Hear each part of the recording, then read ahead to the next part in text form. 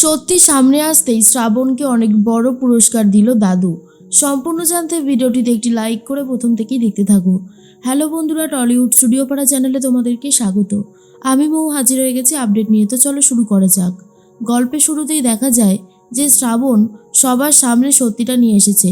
কামিনী বেরা স্বীকার করে সে একটা মিথ্যে প্রেগনেন্সি রিপোর্ট বানিয়েছিল অনুষ্কার জন্য, আর বলেছিল মৃত্তিকা এই কাজটা জোর করে কামিনীকে দিয়ে করিয়েছে। কামিনী সবটাই স্বীকার করে। মৃত্তিকা তখন বলে, এইসব কি হচ্ছে কামিনী? তুই আমাদেরকে ফাঁসাতে চাইছিস কেন? কিসের জন্য? এটা কিন্তু একদমই ঠিক হচ্ছে না। আমি কিন্তু তোকে ছাড়বো না। আর ডক্টর কামিনী বেরা বলে, তুই কি আমাকে ছাড়বি না? আমি তোকে ছাড়বো না। আমি যা বলছি তা অক্ষরে অক্ষরে সত্যি। আমি কোনো মিথ্যে কথা বলছি না। এই তো এখানেই তো রয়েছে অনুষ্কা। ওর আরেকবার প্রেগনেন্সি টেস্ট করানো হোক, তাহলেই তো আসল রিপোর্টটা বেরিয়ে আসবে। মৃত্তিকা তখন আর কিছু বলতে পারে না, আর বলে, কি হয়েছে বলতো? তুই একটা এরকম বাচ্চা মেয়ের কাছে ভয় পাচ্ছিস কেন?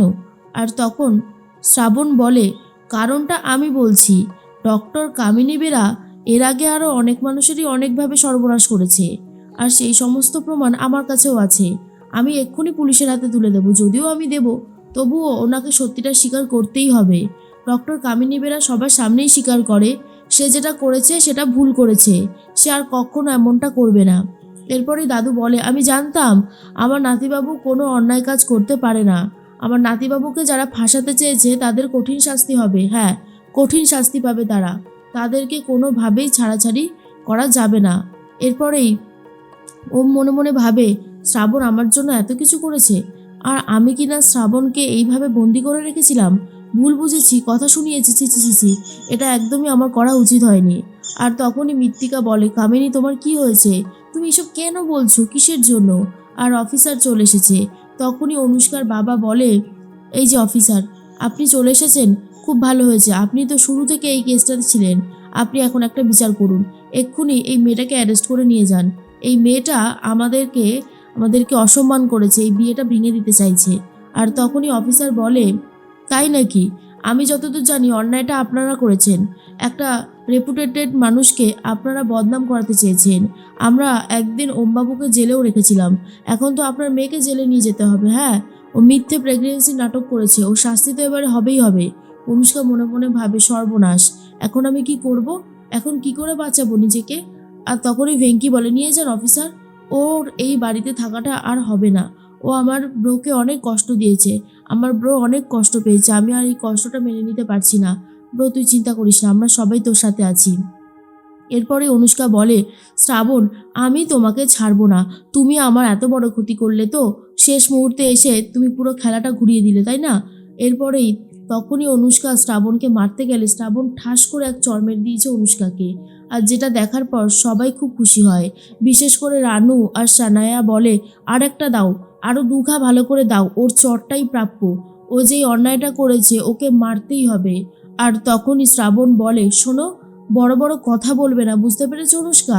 তুমি একজন ভালো মানুষকে এইভাবে ঠকিয়েছো, বদনাম করেছো। একটা মেয়ে হয়ে আমি তোমাকে আজকে উচিত শিক্ষা দিলাম। আশা করি তুমি এই ভুলটা আর কখনো করতে আসবে না। কি আমার কথাটা কানে গেল তো, নাকি যায়নি, কোনটা? এরপরেই অনুষ্কার মা বলে, অনুষ্কা বেবি, তুমি এখান থেকে চলো, চলো বলছি, মাথা ঠান্ডা করো। এরকমভাবে মাথা গরম করে কাজ হবে না। আর তখন মৃত্তিকা বলে, বাবা, আজকে আপনার নাতবউ যেটা করলো এর জন্য ওকে পস্তাতেই হবে। তখনই ব্রজমোহন বলে, এই চুপ করো তো। আর কত নিচে নামবে? হ্যাঁ, কত?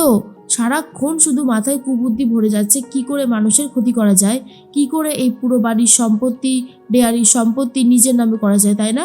এ সমস্ত তো প্ল্যান করছো বসে বসে। তুমি যবে থেকে এই বাড়িতে এসেছো তবে থেকে এই বাড়ির সুখ, শান্তি, স্বাচ্ছন্দ্য সব কিছু চলে গেছে। তুমি কি ভেবেছো তোমাকে ক্ষমা করে দেওয়া হবে? কখনো না। তুমি ক্ষমারও অযোগ্য, এই কথাটা ভালো করে মাথায় ঢুকিয়ে নাও। এরপর শ্রাবণ আর কোনো কথা বলতে পারে না, কারণ দাদু যেভাবে বলে দিয়েছে শ্রাবণও বুঝতে পেরেছে যে মৃত্তিকার হয়তো উচিত শিক্ষা হয়েছে। এর মধ্যেই তখনই বুঝতে পেরে গেছে অভি যে শ্রাবণ আমাকেও ঠকালো তাহলে।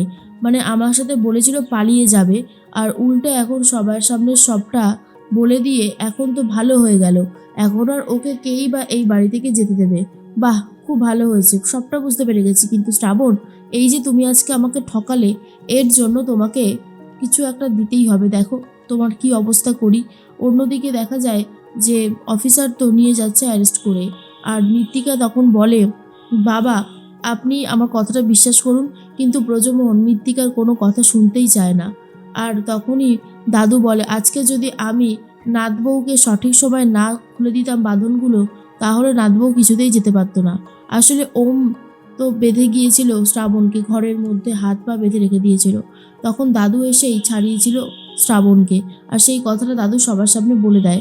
আর ওম তখন ভাবে, ইস কি অন্যায়টা না করেছি আমি শ্রাবণের সাথে, এটা করাটা আমার একদমই উচিত হয়নি, আমি খুব ভুল কাজ করেছি, এরকমটা আর কখনো করা যাবে না। আর এর মধ্যেই দাদু তখন বলে, সব সময় তোমার ইচ্ছা তুমি ওই ডেয়ারির দিকে হাত বাড়াবে, আমি তোমাকে কোনো দিনও সেই ইচ্ছা পূরণ হতে দেবো না, কখনো না। শোনো নাথ বৌমা, আমি তোমাকে একটা কথা বলি, তুমি যেমন এই পরিবারের দায়িত্ব নিয়েছো, আমার নাতিবাবুর দায়িত্ব নিয়েছো, তোমাকে আরেকটা দায়িত্ব নিতে হবে। আর সেটা হচ্ছে আমার চাঁদমণি ডেয়ারির। হ্যাঁ, চাঁদমণি ডেয়ারির দায়িত্ব এবার থেকে তুমি নেবে, শুধুমাত্র তুমি।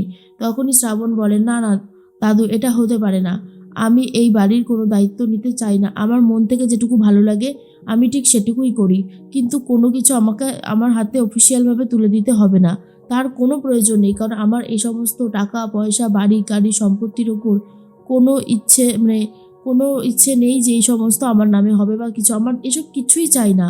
তখনই ব্রজমোহন বলে, দেখো দেখো কীরকমভাবে কথা বলছে, দেখো ওর কিছু চাই না, তোমাকে সব দিতে হবে। কেন, তুমি জানো না যে সব কাউকে দেওয়া যায় না, ভাগ বাটোয়ারা করে নিতে হয়?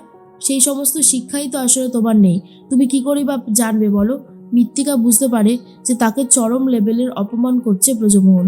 আর মৃত্তিকা মনে মনে বলতে থাকে, আজকে তো আর আমার সময় না, আজকে আপনাদের সময়, তাই আপনারা বলে যাবেন আর আমার কাজ হচ্ছে শুনে যাওয়া, আমি শুধু শুনেই যাব।